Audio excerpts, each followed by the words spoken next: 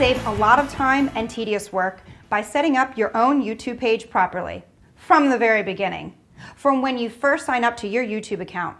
And for those of you who already have shot and edited your first video and you're ready to upload, it may be helpful to have your own new video YouTube page open so that you can fill in the blanks as we move along. Good idea. In this video, we're going to get into great detail about what we have found to be best practices for the initial setup of your YouTube page. But if you've already set up your page, it's not too late. Nearly everything about the appearance and functionality of your YouTube channel can be edited as you see fit. And when you make changes to your YouTube channel, YouTube and Google take note pretty quickly. Let's all have our own YouTube pages open and ready to work. It'll save you time. We'll be on the move. First thing you notice is the screening box from YouTube that offers you a quick tour. It's absolutely a great little tour, and it'll save you time and frustration. It's worth it.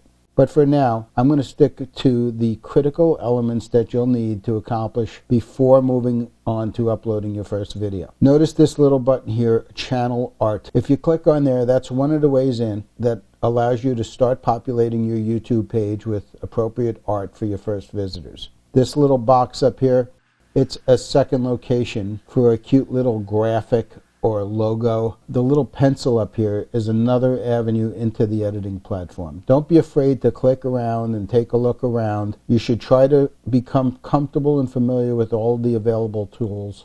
Don't save unless you put something in you like. I'm not sure I'll ever figure out the logic behind the setup that YouTube offers here, but it is what it is, and we have to work within it. And so the best approach is to fiddle with the graphics as much as you need to until you get something you like, before you launch your page and before you upload your first video. But let me suggest a number of elements that I believe you should try to include. Here's a quick look at an example of a page that's ready to go live and includes a number of those elements. First, you see the background image was replaced. Now, it takes a number of tries to get it so that that picture sits where you'd like. It's trial and error. There's no simple answer. No clear direction from YouTube how to do it, but you can get excellent results through trial and error, as you see here. Let me call your attention to a few of the valuable details that we're able to include in this graphic. First, embedded in the background image, there is the client's logo. In this case, it is the black and white logo placed in a location where we thought it would work well, but only after we were able to ascertain where our photo fell in YouTube's little matrix. Then you notice, since it's a local business, we get their logo and phone number on there.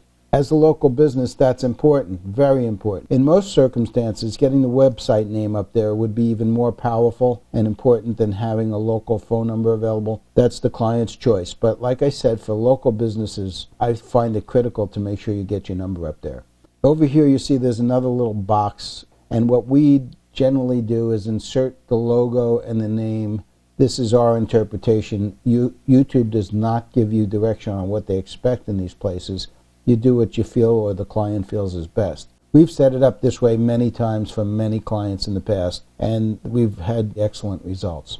Now again, let's go back to your main YouTube profile page, the next important stop along the optimization track. Click on the About button, and it brings you to a new area with a number of choices.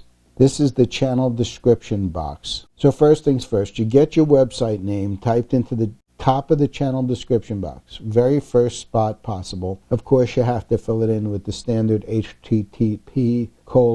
I'm sure you all know that. I like to put a dash and then the title of the channel, and then begin a long description of your business.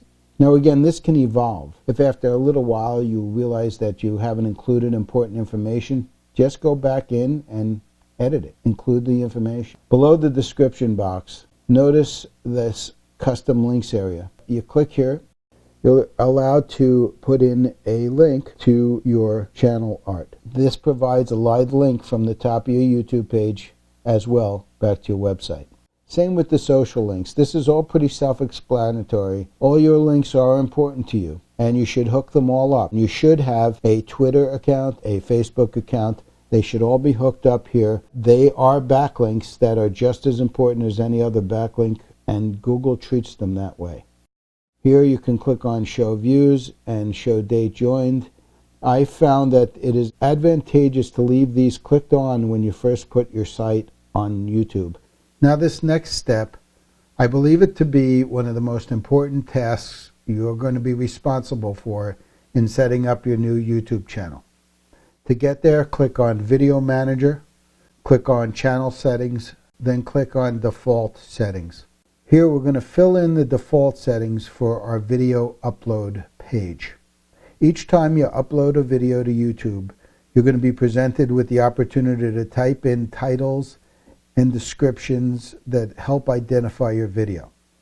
On this page, you're going to fill in default answers for all your future video uploads. Of course, you can edit the description for every new video you upload, but filling in the defaults can save you a ton of time and help your search engine indexing as well. So let's go. Of course, you want your default to be that your video is available to the public. Next, the category. Now make sure you give this serious consideration because the search engines certainly do. The standard YouTube license should apply. In the title box, we like to leave a simple default title that is the name of the video series. Of course, you're going to be able to edit that later as per each video. There are a couple of elements that I believe you should be including in every description box, starting with the website. If you use the standard structure http://www. and the website name.com, YouTube's going to turn that into a link. So you'll have your website link exactly where you want it on the top of the page. It'll fall right under your video. Then, again as a default, we put in a dash and the name of the video series. As well, we often like to include as a default any credits, associations, or other details that we expect to include that would be important to every video in the series. Makes it easier later when you're uploading to not have to edit so much. I advise you to be very liberal with this. The description box seemingly has no bounds. And we know that both YouTube and Google index every piece of text, every keyword phrase that we give them. So give them. Go ahead and fill the description box with keyword-rich and keyword phrase-rich content about your business, even in this default box. In the tags blank, remember these are only defaults. You can remove tags when you upload a new video. So it can't hurt for you to stock some tags here that you're probably going to use in the future. Regarding these next few choices, let me reiterate, try to err on the side of openness whenever possible. After all, obviously, that's what YouTube and Google would prefer. So here, the settings are allow comments and allow user ratings to appear. Go ahead and set your default caption certification according to your situation. Go ahead and show edit suggestions. If you can handle that, if you're not too sensitive for that, Google and YouTube would prefer you show those edit suggestions. Go ahead and enter a default location. And leave the box checked for making the video stats public. Same reasoning. Last but not least, I want to have a quick discussion about YouTube's monetization choices. So go back to Channel Settings under the Features tab.